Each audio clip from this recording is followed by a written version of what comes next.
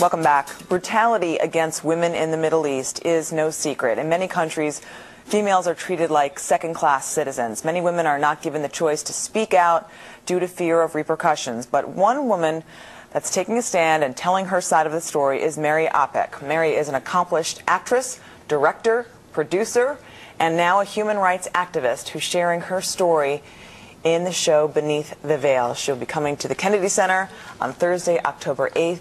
Welcome to Washington. Thank you so much. And you have such an incredible resume. We don't have enough time in the show to get to everything, but your career launched when you were a child star, 10 years old, in Iran. Tell us about that. Yes, many years ago. My mother, she was a legendary actress of theater cinema at the time, and she sort of paved the way for me so I could actually start when I was 10 years of age, and it was a show like Saturday Night Live called Octopus. And so I was a teen representative of the teens of Iran, so it was an overnight success for my career and led to much more work in cinema and theater and motion picture and a lot more work. How did you wind up with Beneath the Veil? Was this a passion that you felt like you had to pursue? Well, since the revolution happened in Iran, which I was only 18 years of age, the past 3 decades, it's been a journey for me, since I felt that I have to stand up for the women in the country I was born and become a voice for them to project their issues. As you know, their situation has been chaotic for the past 3 decades with the atrocities happening as far as their human rights issue is concerned and their legal rights.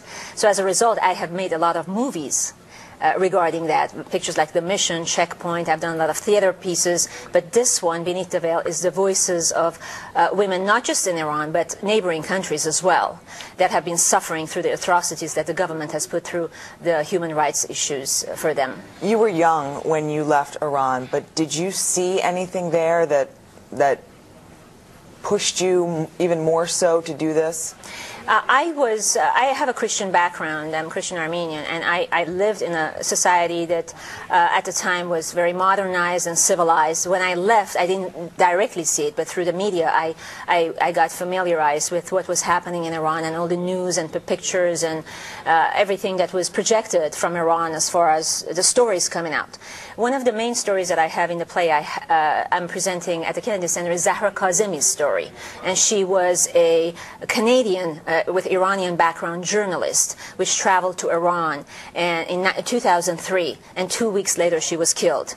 And her body remains in Iran. Her son is still actively going after the body to release it through the Canadian government, and it's not being released, so they know exactly how she was killed.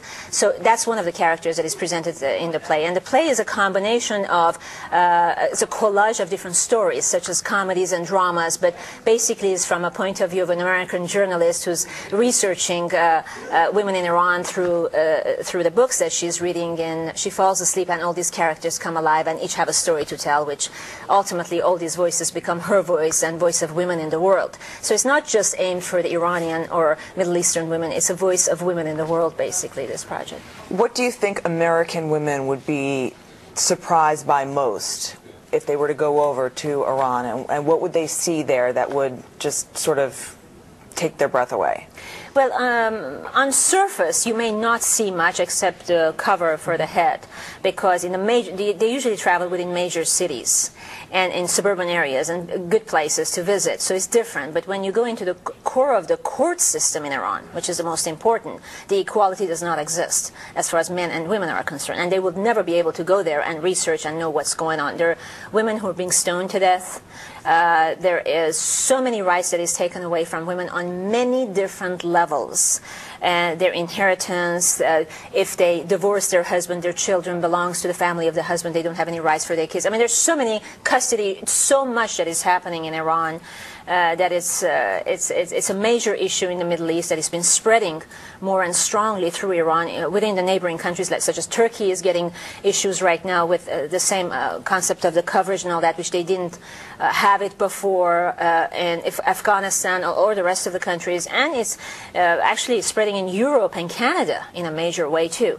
So the situation is getting worse, in my opinion, day per day. Something that the world has to look at it very seriously. And one of the things I do through my work and through my art is to create awareness and present all the different views. And the veil is just a metaphor that I'm using in this concept. It's basically the human rights issue for women that is explored in this project. And do you find your audiences are made up of Iranian American women? Is it purely Iranian women? Who's coming to see this? It's a mixed group of many people, including a lot of politicians and American politicians, that they are very much interested in the subject matter. And as a matter of fact, it's done so objectively, these stories, that they come backstage to me after the show and they ask me, what can we do? How can we make a difference?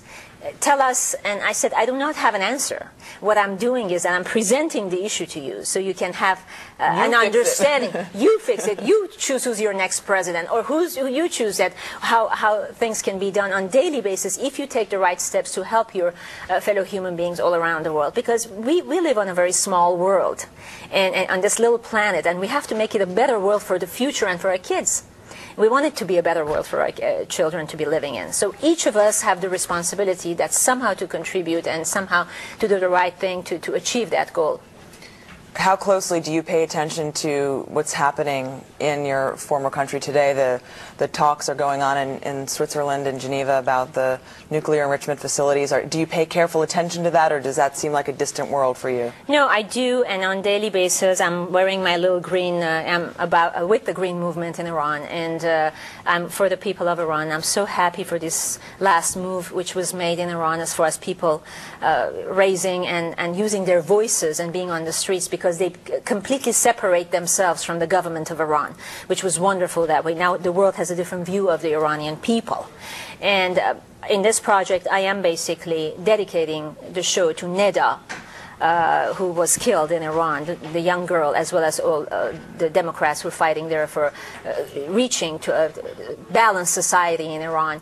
But as far as what's happening today, my own personal opinion is regarding that the government of the United States has to help Iranian people somehow or the other, and that's my message basically, that it has to be some sort of a force or some sort of a help for Iranian people, because they need help, not the government, but Iranian people. Mary Apick, thank you so much for joining us. Beneath the Veil will play at the Kennedy Center on Thursday, October